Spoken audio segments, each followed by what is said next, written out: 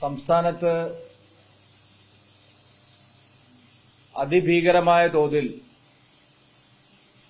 മതതീവ്രവാദ ഭീകരവാദ സംഘടനകളുടെ സാന്നിധ്യം ഒരു തരത്തിലുള്ള നിയന്ത്രണവുമില്ലാതെ അവരുടെ പ്രതിഷേധങ്ങൾ തുടരുകയാണ്. വഖഫ് നിയമ ഭേദഗതി ബില്ല് പാസായതിന്റെ മറവിൽ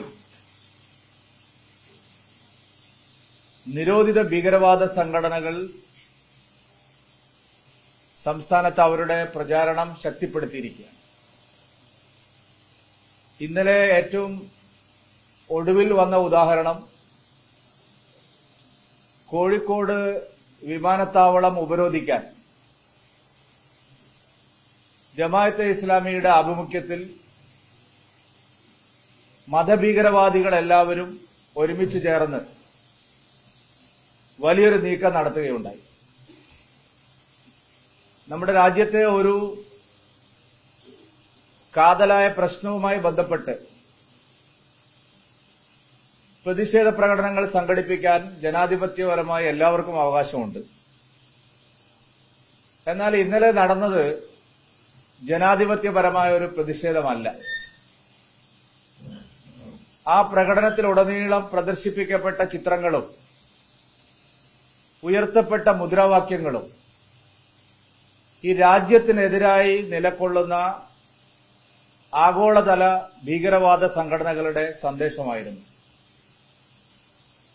കോഴിക്കോട് വിമാനത്താവളം ഉപരോധിക്കാൻ വേണ്ടി സോളിഡാരിറ്റിയുടെ പേരിൽ നടന്ന പ്രതിഷേധ സമരത്തിൽ മുസ്ലിം ബ്രദർഹുഡിന്റെ സ്ഥാപകന്റെ ചിത്രമാണ് പ്രധാനമായും പ്രദർശിപ്പിക്കപ്പെട്ടത്. മുസ്ലിം ബ്രദർഹുഡിന്റെ സ്ഥാപകൻ ഇമാം ഹസനുൽ ബന്ന ഇന്ത്യയിലെ ഒരു പ്രതിഷേധത്തിന്, വഖഫ് നിയമ ഭേദഗതിക്കെതിരായിട്ടുള്ള ഒരു പ്രതിഷേധത്തിന് എന്തുകൊണ്ടായിരിക്കും മുസ്ലിം ബ്രദർഹുഡിന്റെ സ്ഥാപകന്റെ ചിത്രം ഇവിടെ പ്രദർശിപ്പിക്കുന്നത്? മുസ്ലിം ബ്രദർഹുഡ് അതിന്റെ ജന്മസ്ഥാനമായിട്ടുള്ള ഈജിപ്തിൽ തന്നെ നിരോധിക്കപ്പെട്ടിട്ടുള്ള സംഘടനയാണ്. അവരുടെ പ്രസിഡന്റിനെ വധിക്കാൻ ഗൂഢാലോചന നടത്തിയ കേസിന്റെ പേരിൽ അവർ തന്നെ കൊന്ന ആളാണ്. മാത്രമല്ല, സൗദി അറേബ്യ അടക്കം മുസ്ലിം ബ്രദർഹുഡിന്റെ എല്ലാ പ്രവർത്തനങ്ങളും പ്രചാരണങ്ങളും നിരോധിച്ചിട്ടുള്ളതാണ്. ലോകത്തിലെ പ്രധാനപ്പെട്ട മുസ്ലിം രാജ്യങ്ങളിൽ ഒന്നായിട്ടുള്ള സൗദി അറേബ്യയും മറ്റെല്ലാ ജനാധിപത്യ രാജ്യങ്ങളും, ജർമ്മനി ആവട്ടെ, ബ്രിട്ടൻ ആവട്ടെ, അമേരിക്ക ആവട്ടെ, ഈവൻ ചൈനയിൽ പോലും മുസ്ലിം ബ്രദർഹുഡിന്റെ പ്രവർത്തനങ്ങൾക്ക് യാതൊരു തരത്തിലുള്ള അനുമതിയുമില്ല. ആ മുസ്ലിം ബ്രദർഹുഡിന്റെ ലോകം മുഴുവൻ ഭീകരവാദ സംഘടനയായി അംഗീകരിച്ചിട്ടുള്ള ഐക്യരാഷ്ട്രസഭ പോലും ഭീകരവാദത്തിനെതിരായിട്ടുള്ള ആഗോള ചേരിയിൽ ശക്തമായി എതിർക്കുന്ന മുസ്ലിം ബ്രദർഹുഡിന്റെ സ്ഥാപകന് കേരളത്തിൽ എന്താണ് കാര്യം? മുസ്ലിം ബ്രദർഹുഡിന്റെ സ്ഥാപകന്റെ ചിത്രം എന്തിനാണ് കേരളത്തിൽ ഒരു പ്രതിഷേധത്തിൽ പ്രദർശിപ്പിക്കുന്നത്? രണ്ടാമത്തെ ചിത്രം അവിടെ ഉയർത്തിപ്പിടിച്ചത് ഹമാസിന്റെ തലവന്റേതാണ്. ഹമാസ് തലവന്റെ ചിത്രം എന്തിനാണ് കേരളത്തിൽ വഖഫ് നിയമ ഭേദഗതിക്കെതിരായിട്ടുള്ള പ്രതിഷേധത്തിന് ഉപയോഗിക്കുന്നത്? നമ്മുടെ രാജ്യത്ത് വഖഫ് നിയമ ഭേദഗതിക്കെതിരായി സംസാരിക്കുന്ന രാഹുൽ ഗാന്ധിയുടെ ചിത്രം അവർക്ക് ഉപയോഗിക്കാമല്ലോ, പ്രിയങ്ക ഗാന്ധിയുടെ ചിത്രം അവർക്ക് ഉപയോഗിക്കാമല്ലോ. ഇനി എന്തിന് ഒവൈസിയുടെ ചിത്രമാണ് ഉപയോഗിച്ചതെങ്കിൽ പോലും അതിൽ ഒരു തെറ്റ് പറയാനാവില്ല. പക്ഷെ എന്തിനാണ് ബ്രദർഹുഡിന്റെ തലവന്റെ ചിത്രം കോഴിക്കോട് കരിപ്പൂർ വിമാനത്താവളത്തിന് മുമ്പിൽ പ്രദർശിപ്പിച്ചത്? എന്തിനാണ് ഹമാസ് തലവന്റെ ചിത്രം ഇവിടെ ഉപയോഗിക്കുന്നത്? ഇതിന് ഉത്തരം പറയേണ്ടത് സോളിഡാരിറ്റി അല്ല, ജമാഅത്തെ ഇസ്ലാമി അല്ല, പോപ്പുലർ ഫ്രണ്ട് അല്ല. ഇതിന് ഉത്തരം പറയേണ്ടത് ഇത്തരം ശക്തികൾക്ക് ഇവിടെ പ്രവർത്തിക്കാൻ അനുവാദം കൊടുക്കുന്ന സംസ്ഥാന ഗവൺമെന്റും അവരെ പരോക്ഷമായി പിന്തുണയ്ക്കുന്ന മുസ്ലിം ലീഗുമാണ്. മുസ്ലിം ലീഗ് എന്ന് പറഞ്ഞാൽ UDF-ഉം കോൺഗ്രസും ലീഗും എല്ലാം. ഇതാദ്യത്തെ സംഭവമല്ല കേരളത്തിൽ. കേരളത്തിൽ മുസ്ലിം സംഘടനകൾ നടത്തിയ ഒരു വെർച്വൽ റാലിയെ അഭിസംബോധന ചെയ്തുകൊണ്ട് ഹമാസിന്റെ ഇപ്പോഴത്തെ തലവൻ സംസാരിച്ചിട്ടുണ്ട്.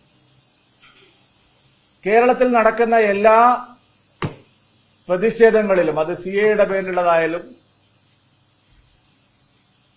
മറ്റ് കേന്ദ്ര സർക്കാരിനെതിരായിട്ടുള്ള പ്രതിഷേധങ്ങളിലും എന്തിനാണ് ബ്രദർഹുഡിന്റെ തലവനും ഹമാസിന്റെ തലവനുമൊക്കെ രംഗത്ത് വരുന്നത്? അവരുടെ ആശയങ്ങൾ എന്തിനാണ് പ്രചരിപ്പിക്കുന്നത്? അവരുടെ ചിത്രങ്ങൾ എന്തിനാണ് ഉപയോഗിക്കുന്നത്? കേരളവുമായിട്ടോ ഈ രാജ്യവുമായിട്ടോ അവർക്ക് എന്ത് ബന്ധമാണുള്ളത്? ഈ രാജ്യത്തിനെതിരായിട്ടുള്ള ഒരു പ്രതിഷേധത്തിൽ എന്തിനാണ് അവരുടെ പ്രതീകങ്ങളെ ഉപയോഗിക്കുന്നത്? വളരെ ആശങ്കാജനകമാണ് സംസ്ഥാനത്തെ സാഹചര്യം. PFI നിരോധനമടക്കം കേന്ദ്ര സർക്കാർ ഭീകരവാദ സംഘടനകൾക്കെതിരായി ശക്തമായ നിലപാട് സ്വീകരിക്കുമ്പോഴും കേരളത്തിൽ അവർക്ക് പ്രവർത്തിക്കാനുള്ള അവകാശം ലഭിക്കുന്നു. കേരളത്തിൽ അവർക്ക് നിർബാധം സ്വതന്ത്രമായി പ്രവർത്തിക്കാനുള്ള അവകാശം ലഭിക്കുന്നത് എന്തുകൊണ്ടാണ്? ഈ ചോദ്യമാണ് നാട്ടിലെ ജനങ്ങളെ വേവലാതിപ്പെടുത്തുന്നത്. ഇത്തരം മതഭീകരവാദ സംഘടനകൾക്ക് പ്രവർത്തിക്കാനുള്ള ഒരു രാഷ്ട്രീയ കാലാവസ്ഥ, ഒരു പൊളിറ്റിക്കൽ ഇക്കോസിസ്റ്റം സംസ്ഥാനത്തുണ്ട്. ഇന്ത്യയിൽ ഒരു സംസ്ഥാനത്തും ഇല്ല. ഇപ്പോൾ ജമ്മു കാശ്മീരിലടക്കം ബ്രദർഹുഡിന്റെ ചിത്രങ്ങൾ പ്രദർശിപ്പിക്കുന്നില്ല. ഇപ്പോൾ ഇന്ത്യയിൽ ഒരു സംസ്ഥാനത്തും മുസ്ലിം ബ്രദർഹുഡിനെയും ഹമാസിനെയും മഹത്വവൽക്കരിച്ചുകൊണ്ടുള്ള ഉദ്ഘോഷണങ്ങൾ നടക്കുന്നില്ല. കേരളത്തിൽ മാത്രമാണ് അത് നടക്കുന്നത്. കേരളത്തിൽ മാത്രം എന്തുകൊണ്ടാണ് നടക്കുന്നത്? ഇവിടുത്തെ ഇക്കോസിസ്റ്റം അതിന് സഹായകരമായ രാഷ്ട്രീയമാണ് ഇവർ കൈകാര്യം ചെയ്യുന്നത്. വോട്ട് ബാങ്കിനു വേണ്ടി ഇത്തരം മതഭീകരവാദികളെ ഇടതുമുന്നണിയും വലതുമുന്നണിയും അകമഴിഞ്ഞ് പിന്തുണയ്ക്കുകയാണ്. അപായകരമായ രീതിയിലേക്ക് നമ്മുടെ നാടിനെ LDF-ഉം UDF-ഉം കൊണ്ടെത്തിക്കുകയാണ്. ഇത്തരം മതഭീകരവാദ സംഘടനകൾക്ക് പരസ്യമായി വിഹരിക്കാൻ കഴിയുന്ന തരത്തിൽ കേരളത്തിലെ തെരുവുകളെ മാറ്റുന്നതിന് പിന്നിൽ LDF-ന്റെയും UDF-ന്റെയും തലതിരിഞ്ഞ രാഷ്ട്രീയമാണ്. വിമാനത്താവളങ്ങൾ നമ്മുടെ രാജ്യത്ത് കണക്കാക്കുന്നത്, നമ്മുടെ നിയമം അനുസരിച്ച് കണക്കാക്കുന്നത് അതീവ സുരക്ഷാ മേഖലയായിട്ടാണ്. വിമാനത്താവളങ്ങൾ ഉപരോധിക്കുക എന്ന് പറഞ്ഞാൽ അത് നമ്മുടെ രാജ്യസുരക്ഷയെ ബാധിക്കുന്ന ഒരു പ്രശ്നമാണ്. കേരള പോലീസ് ആ നിലയിലാണോ ഈ സമരത്തെ കൈകാര്യം ചെയ്തിട്ടുള്ളത്? രാജ്യസുരക്ഷയെ ബാധിക്കുന്ന തരത്തിലുള്ള പ്രതിഷേധങ്ങൾ അവർക്ക് മുൻകൂർ അനുമതി എവിടുന്നാണ് ലഭിച്ചത്? എങ്ങനെ അവർക്ക് വിമാനത്താവളത്തിന് തൊട്ടടുത്ത് വരെ എത്താൻ കഴിഞ്ഞു? എന്തുകൊണ്ട് അവിടെ തുടങ്ങിയ സ്ഥലത്ത് തന്നെ പോലീസിന് പ്രതിരോധിക്കാൻ കഴിഞ്ഞില്ല? നിർണായകമായ ചോദ്യങ്ങളുണ്ട്. രാജ്യസുരക്ഷയെ ബാധിക്കുന്ന സുപ്രധാനമായ തന്ത്രപ്രധാന മേഖലയായിട്ടുള്ള എയർപോർട്ടിന് അടുത്ത് വരെ അവർക്ക് എങ്ങനെ എത്താൻ കഴിഞ്ഞു? പോലീസ് ഇന്റലിജൻസ് എന്ത് നോക്കിയിരിക്കുകയായിരുന്നു? ഇതിന്റെ സംഘാടകന്മാരെ എന്തുകൊണ്ട് മുൻകൂറായി കസ്റ്റഡിയിലെടുക്കാൻ കഴിഞ്ഞില്ല? ഈ ഹമാസ് തലവന്റെയും ബ്രദർഹുഡിന്റെയും ചിത്രങ്ങൾ എന്തുകൊണ്ട് പോലീസ് പിടിച്ചെടുത്തില്ല? ഈ സമരത്തിലുടനീളം അവർക്ക് അതെങ്ങനെ പ്രദർശിപ്പിക്കാൻ കഴിഞ്ഞു? ഏത് കേസ് വകുപ്പ് ഉപയോഗിച്ചാണ് കേരള പോലീസ് ഈ സമരത്തിനെതിരായിട്ട് കേസെടുത്തിട്ടുള്ളത്? സാധാരണ CPM-കാരും കോൺഗ്രസുകാരും ഒക്കെ നടത്തുന്ന ഒരു സമരം പോലെ തന്നെയാണോ ഇതിനെ കാണേണ്ടത്? ഏത് വകുപ്പാണ് കേരള പോലീസ് ഇതിന് എടുത്തിരിക്കുന്നത്? രാജ്യസുരക്ഷയെ ബാധിക്കുന്ന ഏതെങ്കിലും വകുപ്പുകൾ ഈ കാര്യത്തിൽ കേരള പോലീസ് എടുത്തിട്ടുണ്ടോ? എന്താണ് രാഷ്ട്രീയപരമായി ഈ കാര്യത്തോടുള്ള LDF-ന്റെയും UDF-ന്റെയും നിലപാട്? കേരളം അറിയാൻ ആഗ്രഹിക്കുന്നു. UDF എന്തുകൊണ്ടാണ് ഈ കാര്യത്തിൽ ഒരു നിലപാട് പറയാത്തത്? LDF-ന് ഈ കാര്യത്തിൽ എന്താണ് നിലപാട്? 16-ാം തീയതി മുസ്ലിം ലീഗ് വീണ്ടും എയർപോർട്ടിലേക്ക് പോവുകയാണ് ഉപരോധിക്കാൻ. അങ്ങനെയാണ് വാർത്ത വരുന്നത്. മുസ്ലിം ലീഗ് നേരത്തെ ഒരു വിഷയത്തിൽ കരിപ്പൂർ വിമാനത്താവളം ഉപരോധിച്ച് ദേശീയ പതാക താഴ്ത്തി അവിടെ പാകിസ്ഥാൻ പതാക ഉയർത്തിയിട്ടുണ്ട്, പച്ച പതാക. ചരിത്രം നാം ആരും മറന്നിട്ടില്ല. അപ്പൊ സംസ്ഥാനത്ത് ഈ രീതിയിലുള്ള മതഭീകരവാദികളുടെ പ്രശ്നത്തിന്റെ കാര്യത്തിൽ ഒരു നിലപാടും LDF-നും UDF-നും ഇല്ല. അവർക്ക് വളരാൻ പറ്റിയ, അവർക്ക് പടർന്ന് പന്തലിക്കാൻ പറ്റിയ രാഷ്ട്രീയ കാലാവസ്ഥ നിങ്ങൾ ഉണ്ടാക്കുകയാണ്. കഫിയ അണിഞ്ഞ് പാർട്ടിയുടെ മധുര കോൺഗ്രസിൽ പിണറായി വിജയനും മരുമകനും എല്ലാം കഫിയ അണിഞ്ഞ് ഐക്യദാർഢ്യം പ്രഖ്യാപിച്ചിരിക്കുന്ന ആർക്കാണ്? ഈ രാജ്യവുമായിട്ട് എന്തെങ്കിലും ബന്ധമുള്ള കാര്യമാണോ? ഈ രാജ്യത്തിന്റെ ഏതെങ്കിലും നിലപാട് അവിടെ പ്രതിഷേധത്തിന് ആധാരമായിട്ടുണ്ടോ? ഇസ്രായേലിനെ പരിഗണിക്കുന്നത് പോലെ തന്നെ പാലസ്തീനുമായിട്ടും ഇന്ത്യ നയതന്ത്ര ബന്ധം പുലർത്തുന്നുണ്ട്. പാലസ്തീനുമായിട്ടുള്ള നയതന്ത്ര ബന്ധത്തിൽ എവിടെയാണ് ഹമാസിന് സ്ഥാനം? എന്താണ് നിങ്ങൾ കഫിയ അണിഞ്ഞ് ആർക്കാണ് നിങ്ങൾ ഐക്യദാർഢ്യം പ്രഖ്യാപിച്ചിരിക്കുന്നത്? ഈ ഐക്യദാർഢ്യ പ്രഖ്യാപനത്തിലൂടെ എന്ത് സന്ദേശമാണ് നിങ്ങൾ നൽകിയിരിക്കുന്നത്? മറുപക്ഷത്തും അതല്ലേ ശരി, മുസ്ലിം ലീഗ് ഇതിനെല്ലാം ന്യായീകരിക്കുകയല്ലേ? എന്തെല്ലാം ഭീകരവാദ പ്രവർത്തനങ്ങൾ ഇവിടെ നടക്കുന്നു, ചൂണ്ടിക്കാണിക്കുന്നവരെ ആക്രമിക്കുകയാണ്.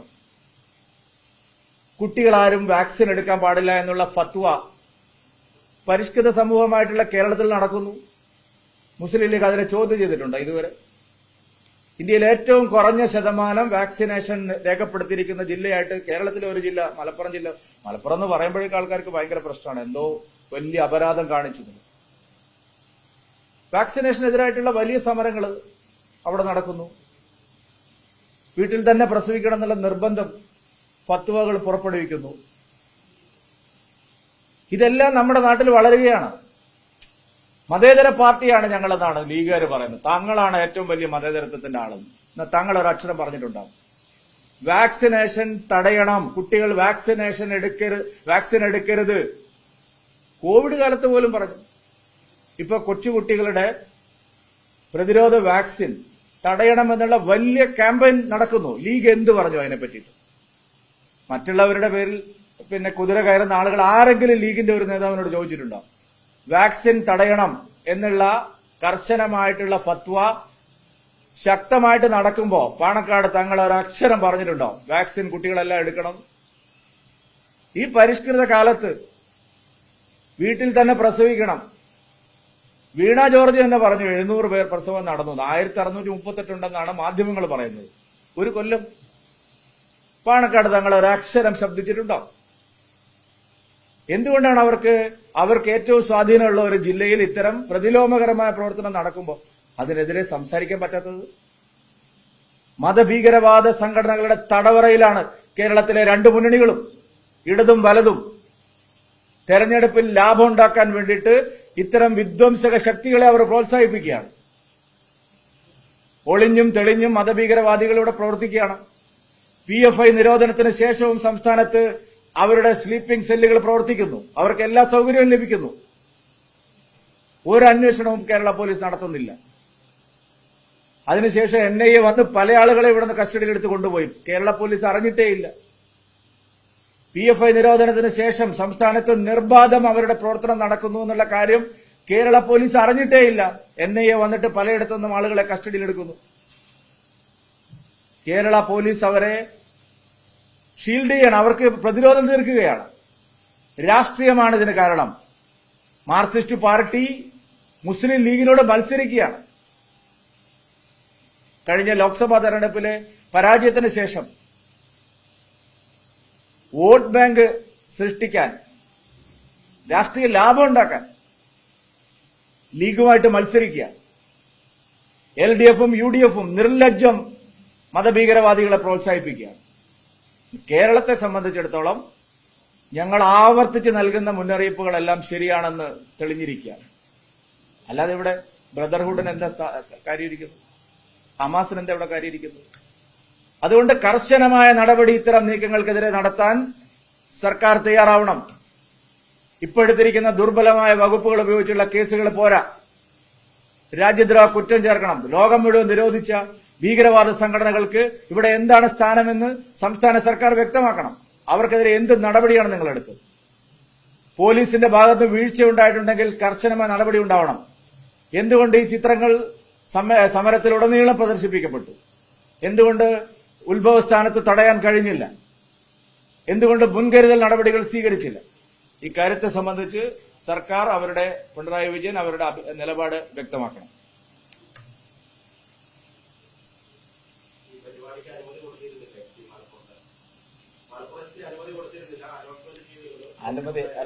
അനുമതി കൊടുത്തില്ല എന്ന് പറഞ്ഞുകൊണ്ട് കാര്യമില്ലല്ലോ. ഒരു നിരോധിത പ്രസ്ഥാനം ഇത്തരം പ്രവൃത്തികൾ നടത്തുമ്പോൾ അതിനെ ആദ്യഘട്ടത്തിൽ തടയുക, അതിനെ മുൻകരുതൽ എടുക്കുക, അങ്ങനെയാണല്ലോ.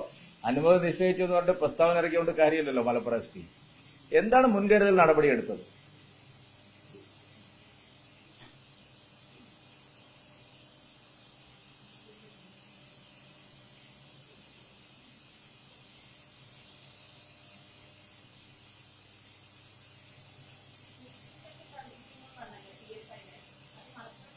അല്ല, എല്ലായിടത്തും ഉണ്ട്. മലപ്പുറം മാത്രമല്ലല്ലോ. ഇപ്പൊ കണ്ടതൊക്കെ എല്ലാം മലപ്പുറം അല്ലല്ലോ. ഇപ്പൊ ഇന്നലെ പോയതെല്ലാം മലപ്പുറം അല്ലല്ലോ. ബ്രദർഹുഡിന്റെ തലവനെ പിന്നെ ഇവിടെ അവതരിപ്പിക്കുമ്പോ അത് ജനാധിപത്യപരമല്ലല്ലോ, സമാധാനകാംക്ഷികളല്ലല്ലോ നടത്തുന്നത്.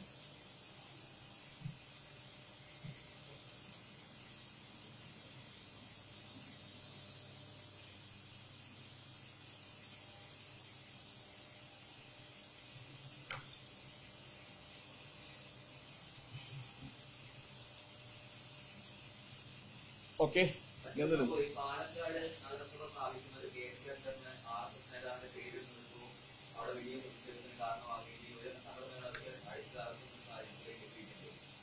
ഇല്ല, RSS രാജ്യത്ത് നിരോധിക്കപ്പെട്ട സംഘടനയാണ്. RSSനെ എങ്ങനെ എതിർക്കാൻ പറ്റും? രാജ്യത്ത് പ്രധാനമന്ത്രി, രാഷ്ട്രപതി,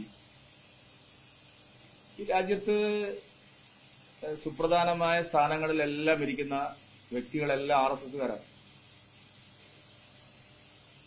RSS നിയമവിധേയമായി ഭരണഘടനാ അനുസൃതമായി പ്രവർത്തിക്കുന്ന ഒരു സാംസ്കാരിക സംഘടനയാണ്.